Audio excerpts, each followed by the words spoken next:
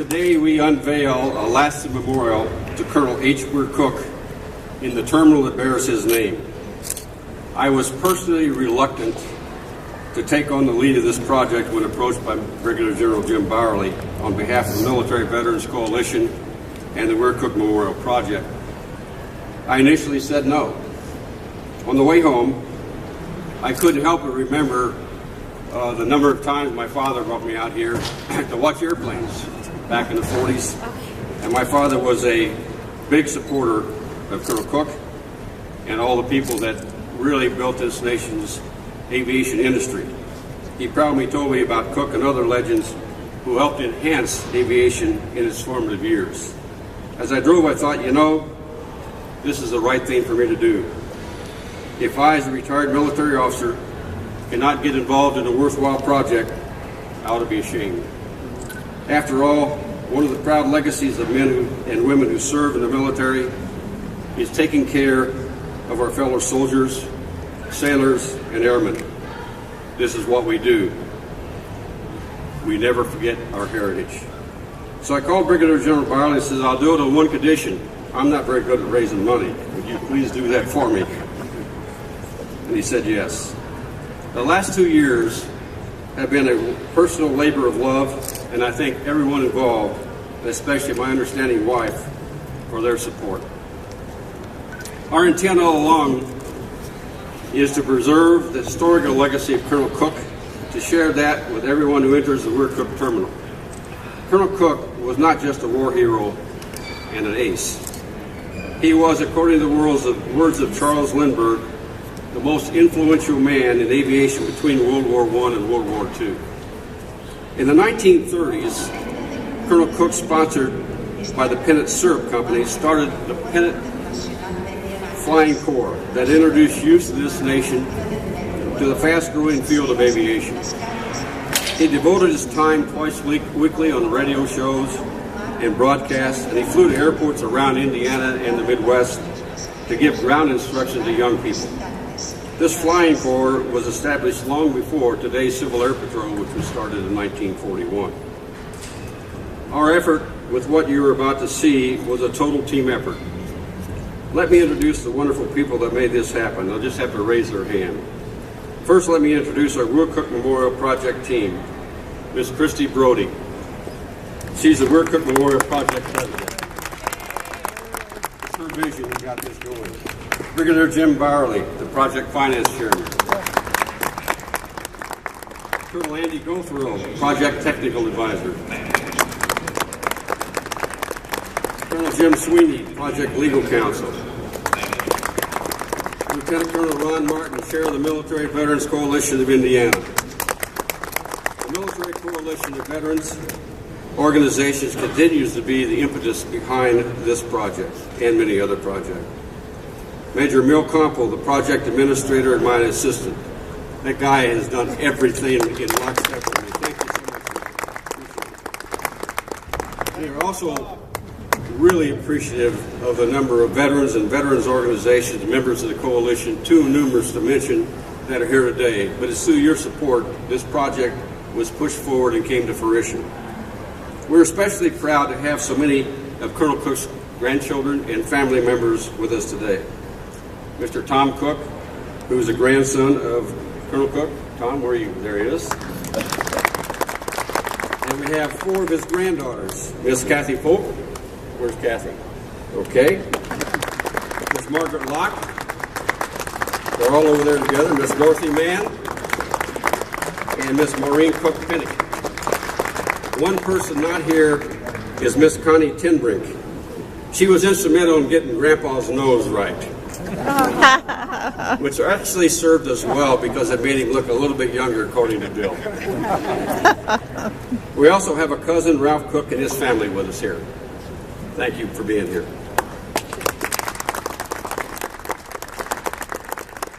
We also have with us a most gifted artist and sculptor, the person who did this piece, Mr. Bill Wolf and his wife. Bill's from Terre Haute, Indiana. He did an incredible job and was absolutely wonderful to work with in every aspect. Thank you, Bill. Next is Mr. Stephen Giese, the President and General Manager of Sinceris Foundry here in Indianapolis, whose company casts the statues. Steve? There he is. You know, Steve did a lot more than just cast the bronze. He was key in every aspect from casting to installation, and I highly recommend Sinceris Foundry for your work. They did a great job. We have with us today many distinguished guests. We thank them for their participation and support. Representing Senator Dan Coates, we have Ms. Jenny Kane, the Indy Regional Director. Jenny, thank you. I haven't seen him, but I think representing Congressman Todd Rokita, the 4th Congressional District, we have Mr. Mark Dowd, Congressman Rokita's Director of Community Liaison. Okay.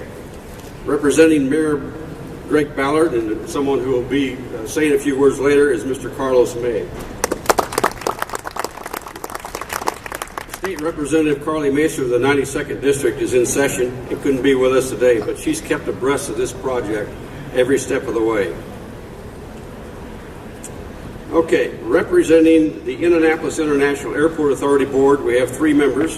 Mr. Alfred Bennett, who is the representative of Hendricks County Board since 2005. Alfred's back there. Thank you. Mr. Eric Anderson is back there in the back, also a member of the board. Eric. And we also have Mr. Rex Joseph, the board attorney for the past 28 years. A few other guests deserve special recognition. First, the staff here at the Indianapolis International Airport who worked with us to ensure we met our target unveiling date. Representing the Indianapolis International Airport, we have our Airport Executive Director, Mr. Mario Rodriguez. Mario? He was extremely valuable in the final months, making sure that his staff support. I don't see him, but the previous Executive Director, Mr. Bob Duncan. He's right there. Hi, Bob. Bob was instrumental in getting this whole thing started. We first talked to Steve Dillinger at a private breakfast, recently deceased Joe Ryan and I, and he says the guy you need to talk to is Bob Duncan. And I went up to his office, and we didn't even have to go to the board. Bob took it to the board on our behalf, and I thank you so much for that. Even though he's left his position, he continued to be an instrumental part of this process, developing the legal documents of this project. Miss Marcia Stone, where's Marcia? Marcia is the Director of Enterprise who took over for Bob Duncan as our point of contact. Miss Janetta Griffin, is she here? There she is. Good. She's the Director of Planning and Development, also helped us in the final stages of this development. Mr. Jared Klaus, is he here?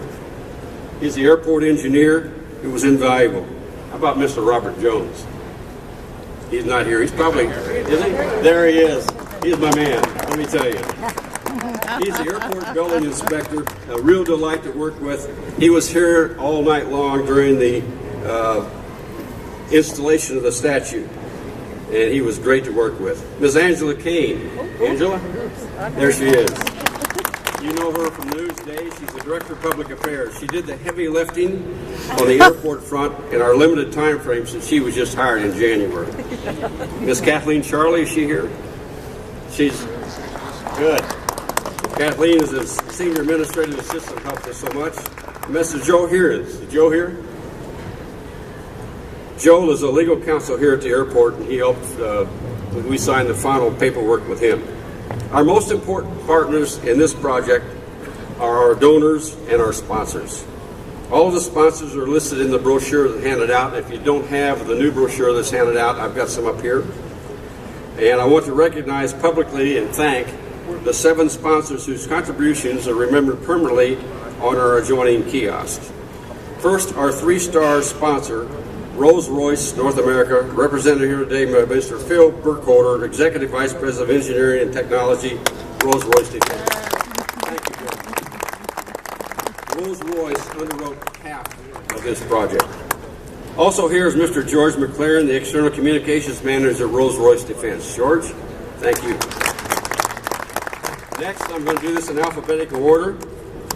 AAR Corporation, represented by Mr. Rick Huber. Rick? There. Those signals. Okay. He's the Vice President General Manager of AAR Corp across the field. and here in Indianapolis. Citizens Energy Group represented by Ms. Yvonne Perkins. Yvonne? There she is. She's the Vice President of Community Relations. Thank you much for your donation. Crystal DeHaan Family Foundation represented by Ms. Melanie Klaus. Melanie, you here? Okay. FedEx Corporation represented by Mr. Donnie Twyman, FedEx Managing Director, and Ms. Paula Bosler, FedEx Communications. Where are they? Thank you so much. UA Local 440 plumbers, pipe fitters, and HVAC service technician represented by Mr. Jamie Fife and Ms. Colleen Taylor. Thank you so much. Our last one-star sponsor, McAllister Machinery, I don't believe is present, represented here today, but we thank them nonetheless. Is there anybody here from McAllister? I don't think so. We sincerely thank them and all of our sponsors for the vital support. Let's give them another round of applause.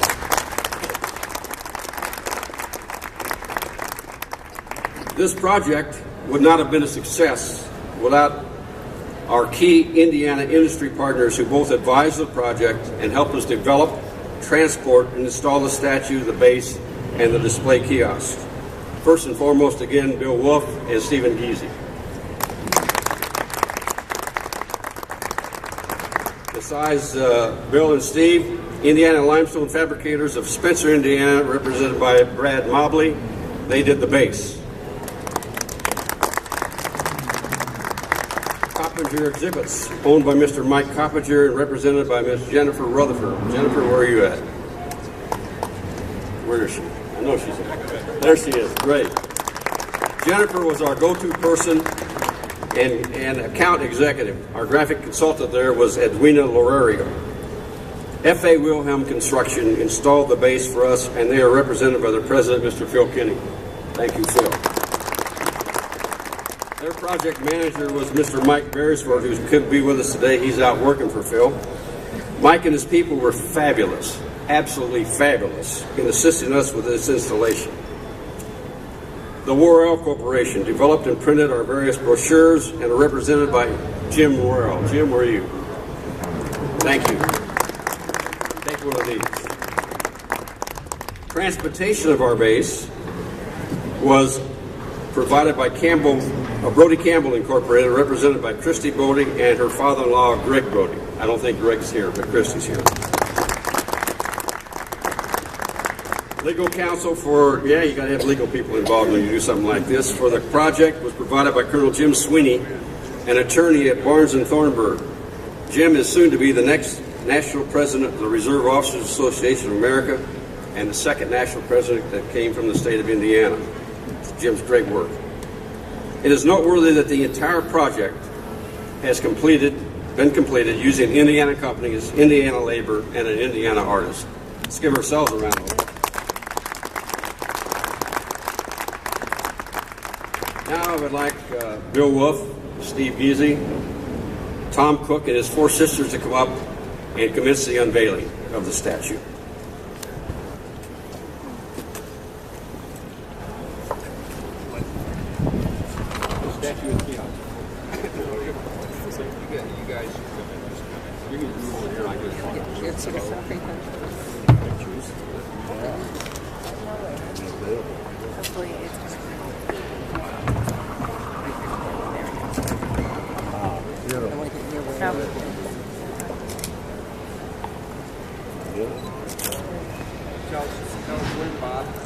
You ready? You ready? We're ready.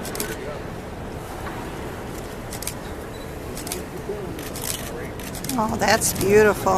My goodness, it's really pretty. Wow. Very, very nice. Yeah, you're. Isn't that beautiful? It is. It's very nice. Well, that is. The statue itself depicts Colonel Cook in his World War I uniform at the rank of captain. The statue serves to be his welcome to the thousands of air travelers using the terminal that bears his name. The statue shows Colonel Cook in a relaxed pose and ready to render a welcoming salute to those traveling to Indianapolis and through this great facility. The unveiling could not come at a more appropriate time as we welcome our citizens back from spring break, as we begin the Easter weekend, and as we welcome visitors coming to attend the NCAA Men's Basketball Final Four. Now, I would like to ask Lieutenant Colonel Ron Martin, Chairman of the Military Veterans Coalition of Indiana, to say a few words and make a special presentation.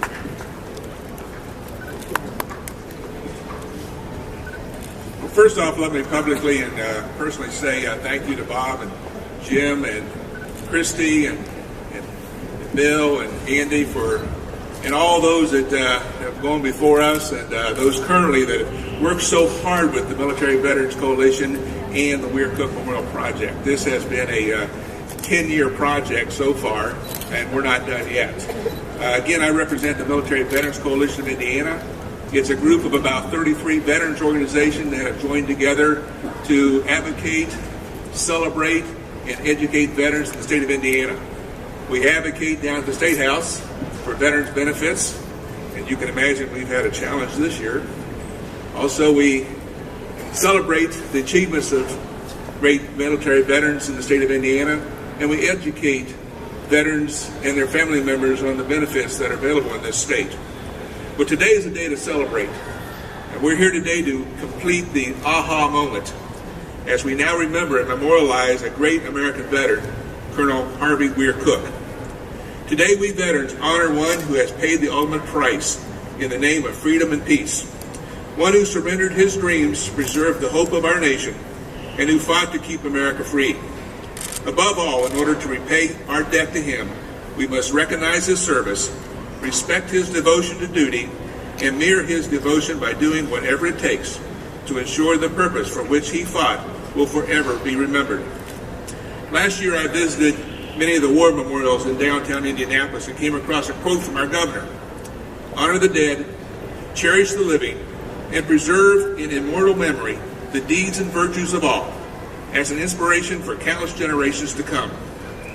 This was said by Governor Oliver Morton in 1865, at a time he proposed the Soldiers and Sailors War Memorial, the centerpiece of our great city.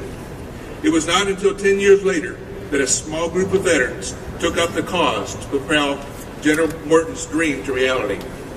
I'm here today representing a light group of veterans who took up the cause to immortalize a man who will be just such an inspiration for generations to come. The dedication of this statue of Colonel Cook inside the H. Weir Cook Terminal located on Colonel H. Weir Cook Memorial Drive is a fitting tribute. In fact, this airport may not even be here today if not for the vision and tenacity of Weir Cook, an aviation hero of both World War I and World War II, as well as an aviation pioneer here in Indianapolis. He lost his life in service to a fellow flyer. We will not forget this veteran. There's a common bond among veterans we call comradeship. When you honor one, you honor all. People passing through this airport may not ever know the rich history of the man we speak of here today. But by seeing this monument, they will know that he was a veteran, and that makes us all feel very proud. Thank you.